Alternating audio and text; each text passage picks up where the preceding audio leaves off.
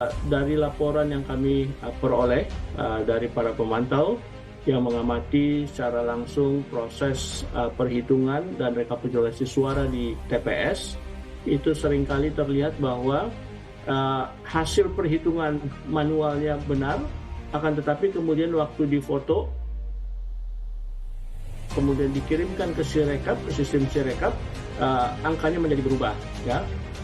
Angkanya rata-rata mengalami markup, ya, penggelembungan, dan jumlahnya itu sangat fantastis.